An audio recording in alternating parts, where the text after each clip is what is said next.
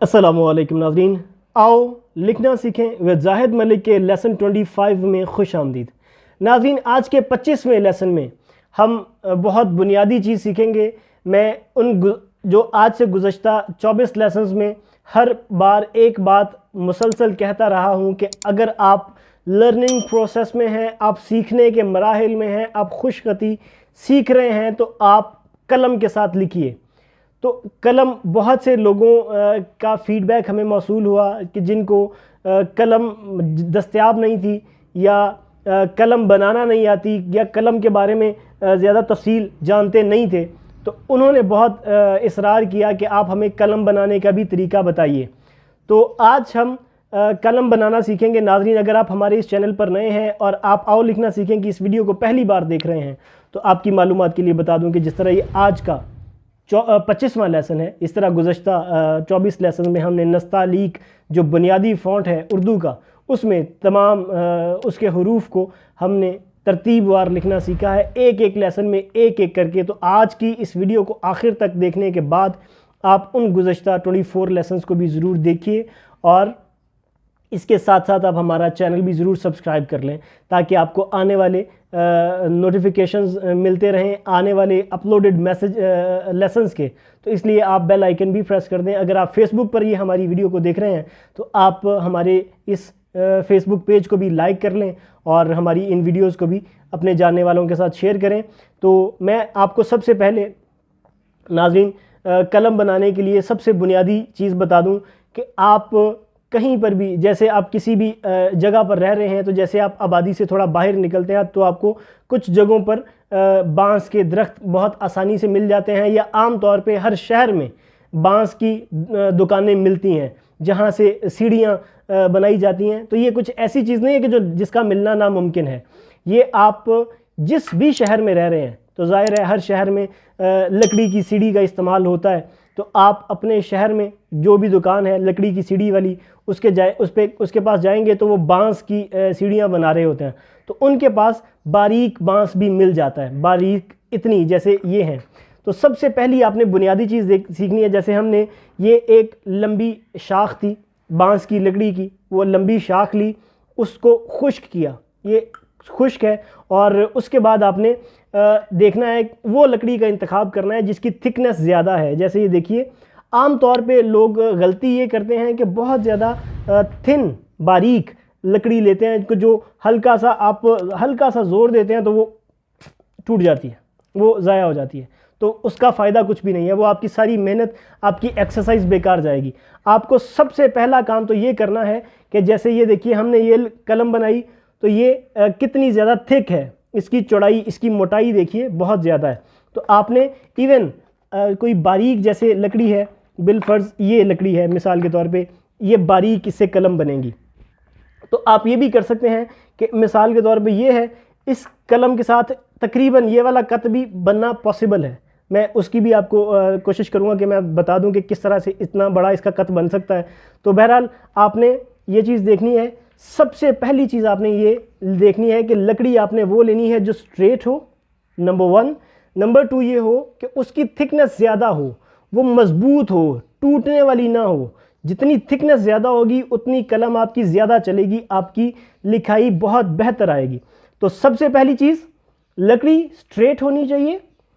उसका जो ये 2 जोड़ हैं, इन 2 जोड़ का थोड़ा सा गैप इतना होना कम अज़ कम ज़रूरी है कि वो कलम की लेंथ पूरी हो जाए। यानी कि जब आप लिख रहे हों तो ये वाली इतना हिस्सा आपको यहाँ पर सपोर्ट देता रहे। इसके लंबे होने का फ़ायदा ये होता है कि यहाँ पर ये आपको सपोर्ट देता है, जब आप लिख रहे होते हैं तो ये यहाँ पर सपोर्ट देता है। तो बहरहाल इतनी इसकी लेंथ होनी चाहिए, इस दरमियान के जॉइंट के 2 जॉइंट्स के दरमियान इतना गैप होना चाहिए कि कलम बनने के काबिल हो, और उसकी थिकनेस ज़्यादा हो, और फिर उसको खुश्क हो। अगर तर लकड़ी होती है यानी कि हरी लकड़ी होती है तो वो नरम होती है, खुश्क जैसे जैसे खुश्क होती जाती है वैसे वैसे ये मजबूत होती जाती है। तो आपने स्ट्रेट, मजबूत और मोटी, ज़्यादा थिकनेस वाली लकड़ी लेनी है। उसके बाद नाज़रीन, जैसे ये हमारे पास लकड़ियाँ मौजूद हैं, आपको सबसे ज़्यादा ज़रूरी, ये बहुत आसान मैं तरीका आपको बताऊंगा, वरना यहाँ पर आपको तरीका सिखाने वाले यूट्यूब पे बहुत सारे आपको वीडियोस मिलेंगी कि जिसमें वो तराश खराश के काट काट के मतलब उसकी बुरी हालत कर देते हैं, लेकिन वो कलम फिर भी अच्छी नहीं बन पाती। तो आपको ना कोई इसमें रेगमार चाहिए कि आप उसके ऊपर मार्कर को लकड़ी को घिसाएं, ना आपको कोई ऐसा चाहिए कि आप उसके एंगल को देखते रहें कि किस एंगल पे आपने काटना है, ना ही आपने मतलब वो पकड़ के तो कोई छुरी से काट रहे होते हैं, कोई आरी से काट रहे होते हैं। तो ये तरीका बिल्कुल गलत है। सबसे आसान तरीका मैं आपको बताऊंगा। सबसे पहली चीज़ मैंने आपको बताई कि आपने बांस की दुकान पे जाना है, जहाँ पर बांस बिकते हैं, या बांस की सीढ़ियाँ वगैरह जो लकड़ी की दुकानें होती हैं, वहाँ पर आप जाएंगे तो बहुत आसानी से आपको ये लकड़ी मिल जाएगी। वहाँ से आप स्ट्रेट लकड़ी लेके आइए। उसकी थिकनेस ज़्यादा होनी चाहिए, मजबूत होनी चाहिए, बारीक थिन लकड़ी नहीं लेनी बांस ही की है। जो बैम्बो स्टिक होती है ये मजबूत होती है। उसके बाद आपने नाज़रीन जो करना है, सबसे पहले आपको ये कटर चाहिए। कटर ये बहुत आसानी से आपको 150 तक में, पाकिस्तान में आपको बहुत आसानी से 150 तक में ये मिल जाता है, जिसका ये ब्लेड बहुत ज़्यादा शार्प होता है। तो छुरी के चक्कर में आपने हरगिज़ नहीं पड़ना, वो आपको बहुत नुकसान ही देगी, वो फ़ायदा नहीं है। ये आपने फ्रेश ब्लेड लेना है और इसको बहुत ज़्यादा खोलना नहीं है। सबसे पहली चीज़ ये है कि आपने इसको ज़्यादा नहीं खोलना, आपने इसको सिर्फ इतना खोलना है कि जो आपकी लकड़ी की चौड़ाई के बराबर हो, यानी कि ये देखिए इतना आपको इतना खोलना है। तो वो अभी मैं आपको इसके बनाने का बाकायदा तरीका सिखाता हूँ। तो आइए अब कलम को बाकायदा बनाने का तरीका सीखते हैं। जी तो नाज़रीन, आपको सबसे पहले, जिस तरह मैंने अभी बताया कि आपको सबसे पहले ब्लेड चाहिए इस कटर के साथ। तो आप सबसे पहली चीज़ ये कटर लें और कटर को आपने उतना खोलना है कि जितनी आपकी लकड़ी की चौड़ाई है। मिसाल के तौर पे ये आपकी लकड़ी है तो आपको तकरीबन इतना चौड़ा खोलना है, इससे ज़्यादा नहीं खोलना। और अगर आपकी थिकनेस कम है, जैसे इस लकड़ी को बना रहे हैं, तो आप इसको उतना ही खोलिए। इससे ज़्यादा खोलेंगे तो वो आपको नुकसान ही देगी। तो बहरहाल वो, क्योंकि ब्लेड के टूटने का ख़तरा है, टूट के लगने का ख़तरा है। तो ये आप सबसे पहले ब्लेड लें, कटर, अच्छा फ्रेश ब्लेड इस्तेमाल करें। और फिर उसके बाद इसको, ये लॉक होता है, ये अगर इस तरह पीछे कर देंगे तो ये लॉक हो जाएगा। अब ये बैक नहीं जाता। तो अगर यूँ होगा तो ज़ाहिर है फिर ये बैक भी जाने का ख़तरा इसका होता है। आपने जितना खोलना है, खोलने के बाद इसको पीछे की तरफ कर देंगे तो ये लॉक हो जाएगा। अब ये कलम बैक नहीं जाएगा। अब मिसाल के तौर पे ये हमारी लकड़ी जिसे हम बना रहे हैं, तो आप देख रहे हैं कि ये मज़बूत बैम्बो की लकड़ी है। आपने आम तौर पे जो लकड़ी होती है, इस्तेमाल की जाती है काना, वो हरगिज़ इस्तेमाल नहीं करना, वो भी आपके किसी काम नहीं आने वाला। वो भी, उसका कट बहुत जल्दी टूट जाएगा, आपकी सारी एक्सरसाइज बहुत जल्दी बेकार हो जाएगी। तो आपने ये अपनी लेंथ के हिसाब से जितनी आपको मुनासिब लगे, आपने आखिर से तकरीबन जो भी आपकी कलम है उसको कम से कम 2 से 2.5 इंच आपने पीछे से शुरू करना है। यानी कि ये कलम बनाने के लिए आप यहीं से शुरू नहीं कर सकते, यहाँ से भी शुरू नहीं कर सकते। आपको कम से कम 2 से 2.5 इंच, किसी भी साइज़ की कलम है, मिसाल के तौर पे ये साइज़, ये कलम है, इसके साथ भी यही होगा। अब अगर ये इसकी थिकनेस ज़्यादा है तो मैं यहाँ से नहीं शुरू कर सकता, यहाँ से भी नहीं, तकरीबन यहाँ से मुझे 2-2.5 इंच के पीछे से मुझे कलम को शुरू करना है, ताकि इसकी जो ये स्लोप होगी ये पूरी की पूरी बन जाए और आखिर में हम कहीं पर भी कट लगाना चाहें तो हमारे लिए कोई मुश्किल ना हो।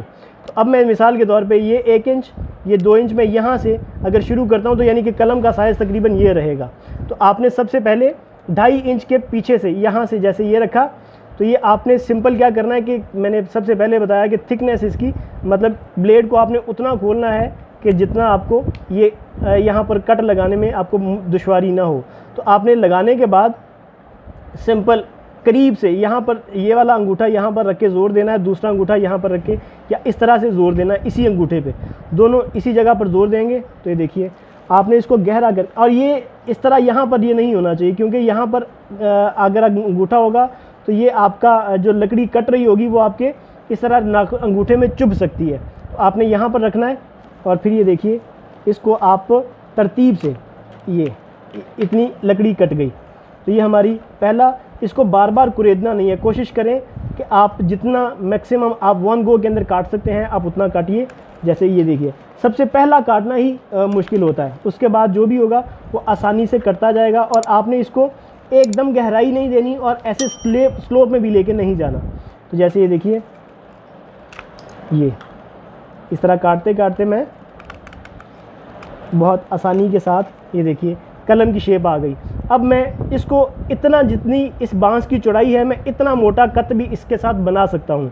मैं ऐसा भी कर सकता हूँ कि जितनी मोटी ये अभी थिकनेस हो गई है, मैं इतना मोटा कत पहले मैं आपको इसी कलम के साथ इसी का ही मोटा कत भी मैं आपको बना के दिखा देता हूँ। और फिर आपने क्या करना है नाज़रीन, ये देखिए इसकी थिकनेस ज़्यादा थी तो यहाँ पर इसकी ये ज़्यादा मजबूत रहेगी। इसके बाद नाज़रीन आपने इसके पीछे की तरफ भी कट ज़रूर देना है। वो कट क्यों देना है, वो इस इंक को पकड़ के रखेगा। इंक जो जब इसके ऊपर लगेगी, आप देख रहे होंगे कि जितने भी कलम मौजूद होते हैं उसके पीछे भी कट लगाया गया होता है। उसकी दो वजह होती हैं। एक वजह तो ये होती है कि उसके पीछे जो ये वाली बारीक, ये जो थिकनेस होती है, ये कम रहे, ताकि लिख रहे हैं मिसाल के तौर पे ये, तो ये इतनी ही बारीक दिखे। अगर ये थिकनेस ज़्यादा होगी तो जाहिर है वो लफ्ज़ बेतरतीब दिखाएगी। तो आपने सबसे पहले यहाँ पर कट देना है, इस जगह से यूँ,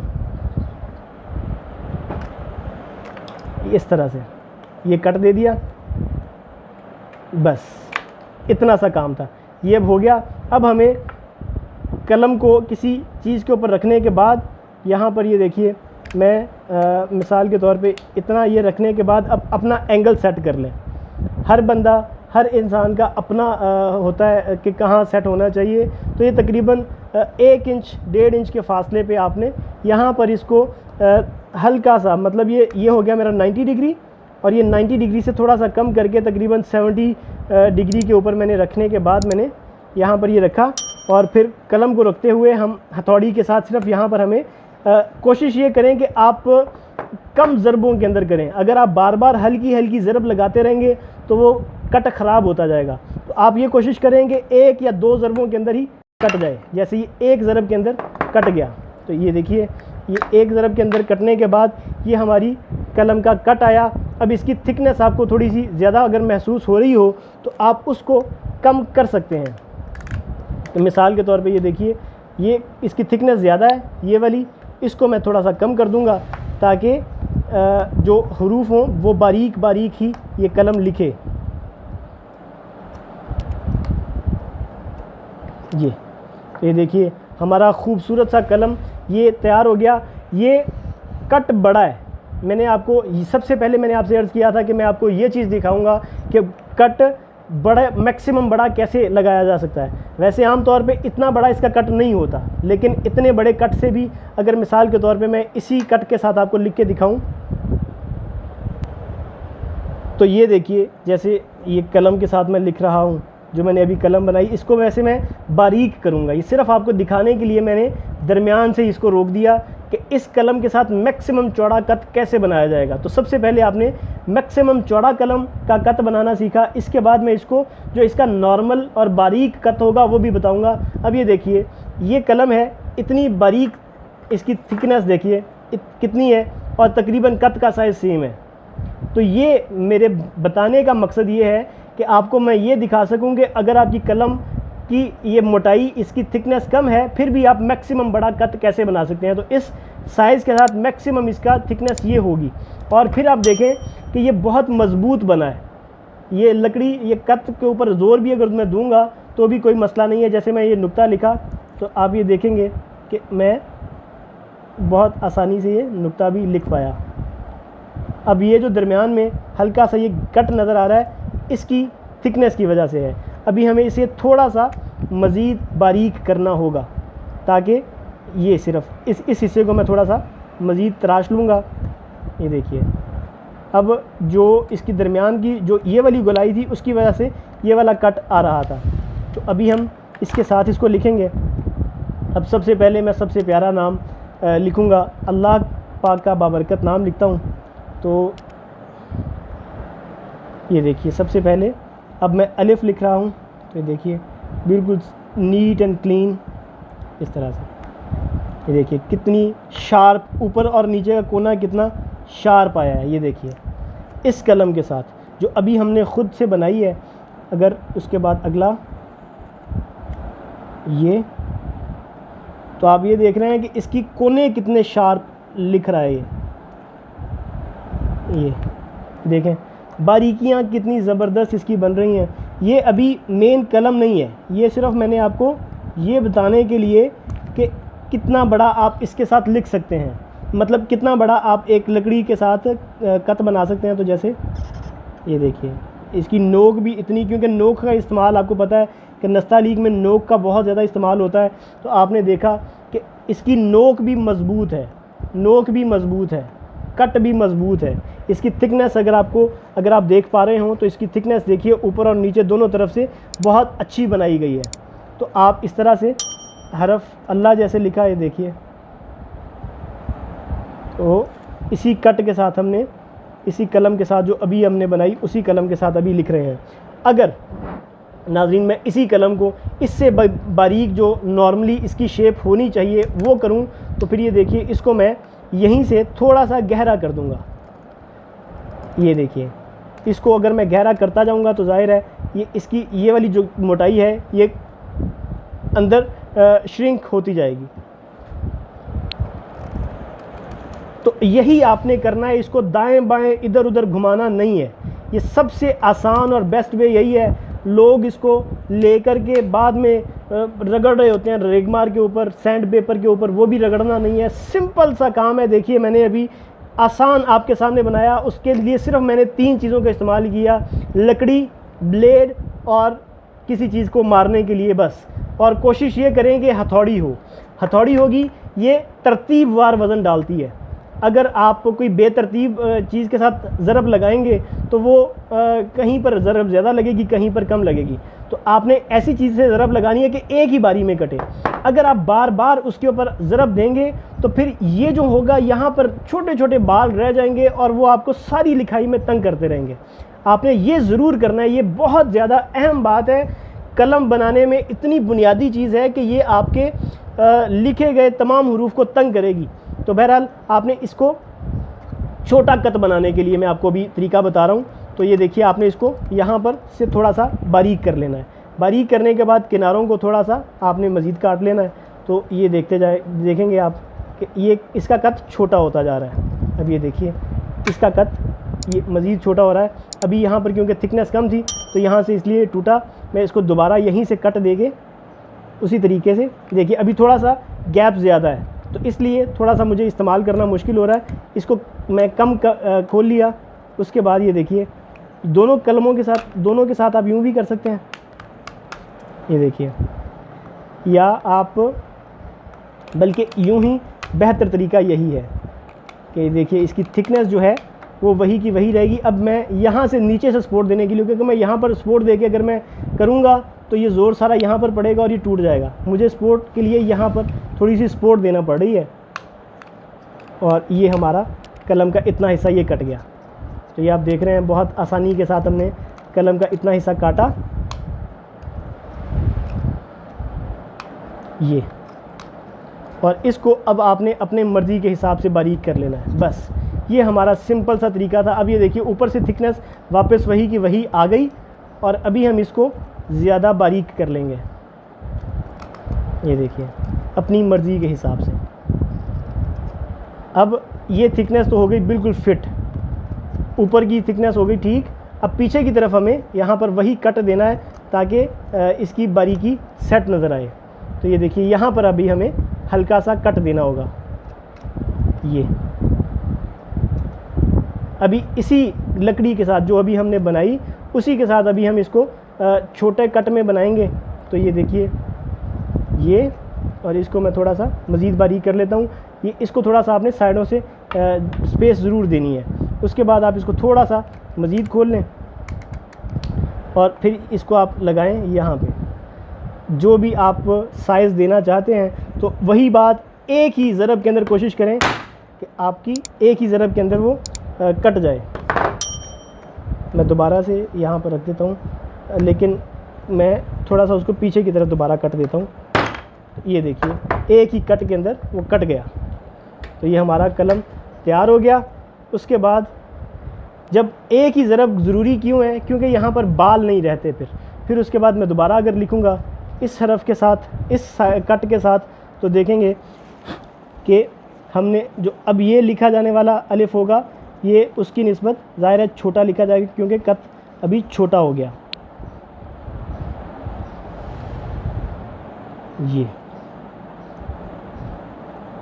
इसके ऊपर थोड़ी सी थिकनेस अभी रह गई है, जिसकी वजह से हर्फ में थोड़ी सी ये फ़र्क आ रहा है। तो ये देखिए, इसको मैं नीट करके ये काट दिया। ये अब लिखे जाने वाले जो अल्फाज होंगे वो यकीनन तरतीबवार होंगे। ये अलिफ सबसे पहला, ये देखिए कत छोटा हो गया, तो अब उसके साथ लिखे जाने वाले जो अल्फाज हैं वो भी छोटे हो जाएंगे।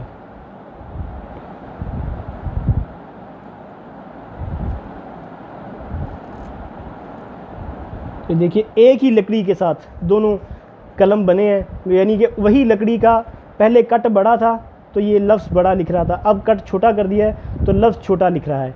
अगर मैं इसी के साथ अल्लाह के प्यारे नबी, आखिरी नबी मोहम्मद मुस्तफ़ा सल्लल्लाहु अलैहि वसल्लम का नाम अक़दस लिखूं तो फिर भी देखिए आप, ये सबसे पहले उसी तरह इसी कलम के साथ हम ये दो नाम हमने लिखे। तो ये देखिए नोक का इस्तेमाल बहुत ज़्यादा है मेरे अभी तक मोहम्मद के अंदर, इसमें पाक के अंदर ये मैंने सिर्फ यहाँ पर पूरा कलम लगाया बस मीम के अंदर, बाकी इतना हिस्सा नोक के साथ लिखा। तो इसलिए नोक का मजबूत होना बहुत ज़्यादा ज़रूरी है।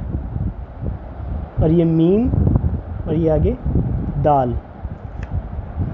तो ये हमारे प्यारे नबी हज़रत मोहम्मद मुस्तफ़ा सल्लल्लाहु अलैहि वसल्लम का नाम अक़दस। देखिए ये वाला हिस्सा भी दाल को भी, दाल का नीचे का हिस्सा भी हमने नोक के साथ लिखा। तो आप ये देखें इसी कलम को जो हमने अभी अभी बनाई, ये देखिए इस तरह से हमने ये लिखा। तो बहरहाल कलम बनाना आपने देखा कि इसी तरह से बनाई जाएगी, जितनी बार भी बनाई जाए, चाहे कोई भी साइज़ हो, किसी भी कलम के साथ आपने बनाना है। मिसाल ये मोटी कलम है, इसको बनाना है तो आप इसको इतना खोलिए इसके हिसाब से और फिर इसको यूँ काटिए, और कम अज़ कम वही उसूल याद रखें कि कम अज़ कम 2, 2.5, 3 इंच के पीछे से आप काटना शुरू करें, वरना आपकी कलम ख़राब हो जाएगी अगर करीब से शुरू करेंगे तो बहरहाल ये कलम बनाने का सबसे आसान तरीका यही है। आपको सिंपल 3 चीज़ें चाहिए, लकड़ी जिसे कलम बना रहे हैं, ब्लेड और हथौड़ी। हथौड़ी के साथ ज़रब क्योंकि स्ट्रेट लगती है तो इसलिए ये सबसे बेस्ट चीज़ है कि जिसके साथ कलम बनाई जाए। जी नाज़रीन, आपने देखा हमने आज कलम बनाया है और कलम बनाने का तरीका सीखा। बहुत ज़्यादा आसान था, बहुत इसमें कुछ भी रॉकेट साइंस नहीं है कि इसमें क्या क्या चीज़ें रिक्वायर्ड हैं, किस किस तरह से बनाना है। जिस तरह लोगों ने ऐसा हवा बना के बताया है कि कलम बनाना जैसे बहुत मुश्किल काम है, बहुत आसान है, लेकिन सबसे ज़्यादा इसमें चीज़ है थोड़ी सी एहतियात, क्योंकि जो कटर है इसका ब्लेड थोड़ा सा शार्प होता है। आम घर पे मौजूद छुरियों, चाकू की वगैरह की निस्बत इसका ब्लेड ज़्यादा शार्प होता है। तो ये आप ख़ुद बनाइए, बच्चों को इसकी इजाज़त ना दीजिए और ना ही उनके हाथ में ये चीज़ आने दें, क्योंकि ये बहुत ज़्यादा उसी वक्त कट लगा देता है। और करना भी कुछ नहीं है, आपको सिंपल मैं जिस तरह चीज़ें बताई हैं, लकड़ी ख़रीदिए और ब्लेड ये लेके आइए, इसी के साथ बनाइए। और ऐसा भी हरगिज़ ना करें कि आप सिर्फ ब्लेड ले आएँ। आमतौर पे लोग क्या करते हैं नाज़रीन कि जैसे ये ब्लेड है, लोग सिर्फ ये ब्लेड ख़रीद लेते हैं जो कि आमतौर पे 10 से 15 रुपए का मिलता है, और लोग इसी से बनाने की कोशिश करते हैं। यहाँ से जब ज़ोर देते हैं तो ज़ाहिर है ये वाली चीज़ यहाँ पर लग जाती है, तो फिर कट लगता है। तो इसलिए थोड़ा सा एहतियात ज़रूरी है। बाद में आप यहाँ पर उंगलियों पे पट्टियाँ करवाते फिरें और इसकी दवाइयाँ लेते फिरें, तो फिर ज़ाहिर है उससे बहुत बेहतर ये है कि आप जो उसूल है, जो तरीका है, जो एक सिंपल वे है, जो एक आम तरीक़ा कार है, उसके मुताबिक आप काम करें। एक आप कटर लेके आइए और आप उसको उसी के मुताबिक काटिए, सिंपल काटें बस। कुछ भी आपको रगड़ने की ज़रूरत नहीं है, कुछ भी आपको सैंड पेपर की ज़रूरत नहीं है, कुछ भी आपको एंगल की ज़रूरत नहीं है। जो एंगल आपके लिए ज़्यादा मुनासिब आपको फ़ील होता है आप उसके साथ काटिए। जैसे ये देखिए ये कलम है, इसमें भी आप देखें हमने इसी तरह से इसको बनाया कि इस तरफ शेप दी और इस तरफ पीछे की तरफ थिकनेस थोड़ी ज़्यादा रखी। तो आपने यही चीज़ का बहुत ज़्यादा ख्याल रखना है। और बहरहाल उम्मीद है कि आपको कलम बनाना आ गया होगा और आप अब अपनी कलम के साथ लिखेंगे। बुनियादी चीज़ कलम थी, वो बनाना बता दिया। इंक का मसला है तो वो भी कोई मसला नहीं है, आप किसी भी बुक शॉप पे जाएं, वहाँ से आप आम पेन वगैरह की जो कलम इंक होती है आप उसके साथ लिखिए। जैसे डॉलर की इंक मिल जाती है, पियानो की इंक मिल जाती है, या आपके शहर या मुल्क के अंदर जो इंक आमतौर पे इस्तेमाल की जाती है, तो उस इंक को आप लीजिए। उसमें भी आम तौर पे डिफरेंट कलर्स यानी कि ब्लू कलर मिल जाता है, ग्रीन कलर मिल जाता है, रेड कलर मिल जाता है, ब्लैक कलर मिल जाता है। तो कम से कम 4 कलर आपको मिल जाएंगे। तो आप इंक, कलम, 2 मसले हल हो गए। तीसरा पेज का है।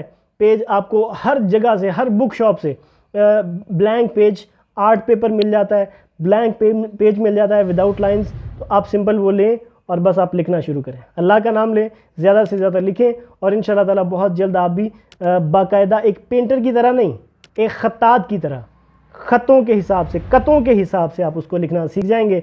तो आप अपने बच्चों को ज़रूर खुद भी कलम बना कर दें, इनको तमाम चीज़ें प्रोवाइड करें और फिर ये लिखना शुरू करेंगे। इसके साथ साथ नाजरीन, आप हमारे इन वीडियोस को ज़रूर अपने फैमिली मेम्बर्स के साथ शेयर करें, अपने व्हाट्सएप फैमिली ग्रुप्स में शेयर करें, ताकि ज़्यादा से ज़्यादा लोग लिखने की तरफ आएँ, लिखने लिखाने का, पढ़ने पढ़ाने का माहौल बने। हमारी इन वीडियोस को घर में मौजूद स्मार्ट टीवी पे ज़रूर प्ले करें, वहाँ पर हमारे चैनल को सब्सक्राइब करके बच्चों को दिखाएं, ताकि बड़ी स्क्रीन के ऊपर जब बच्चा लिखता हुआ देखेगा तब वो उसकी बारीकियों को जल्दी समझ पाएगा। मोबाइल की स्क्रीन छोटी होती है तो बच्चों को समझना मुश्किल होता है। तो घर में अगर ज़ाहिर है स्मार्ट टीवी पे, बड़ी स्क्रीन पे, बड़ी एलसीडी पे जब वीडियो चल रही होगी तो आसपास में भी पढ़ने पढ़ाने का माहौल बनता है। तो बहरहाल आप स्मार्ट टीवी पे कोशिश करें, मोबाइल या टैबलेट्स वगैरह तो ठीक है, उसमें भी लिखना चाहिए, देखें, हमारी वीडियोस देखें। बच्चे आमतौर पे जो बच्चों को के पास टैबलेट्स होती हैं और इस तरह के जो गैजेट्स होते हैं, उसमें आमतौर पे वो कुछ पोइम्स वगैरह सुनते रहते हैं और जिस तरह उनका कुछ ज़्यादा काम नहीं आती। तो बहरहाल आप उनको ज़्यादा इस तरफ ये वीडियोस दिखाएं और उनकी बुनियाद ही लिखने की तरफ लाएं, ताकि मिसाल के तौर पे छोटा बच्चा जो 2-3 क्लास में है, वो अगर सीखना शुरू कर दे तो 5th क्लास तक पहुंचने तक वो ऐसा लिखेगा कि वो 5वीं क्लास में अपने क्लास फेलोज को अगर सिखाना शुरू कर दे तो आप सोचिए कि उसमें कॉन्फिडेंस लेवल क्या होगा। तो बहरहाल आप अपने बच्चों को ज़रूर लिखने की तरफ लाइए, हमारी वीडियोस उनके साथ ज़रूर शेयर करिए अपने वो, ताकि अपने क्लास फेलोज़ को भी इसके बारे में बताएं, अपने क्लासमेट्स को इसके बारे में बताएं। तो बहरहाल आज के लेसन में फ़िलहाल इतना ही। अगले लेसन में इंशाल्लाह ताला तमाम हरूफ को मुख्तलिफ़ हरूफ के साथ जोड़ने की मशकों का बाकायदा आगाज़ करेंगे। तो अपना और अपनों का बहुत ज़्यादा ख्याल रखिएगा। अल्लाह हाफ़िज़।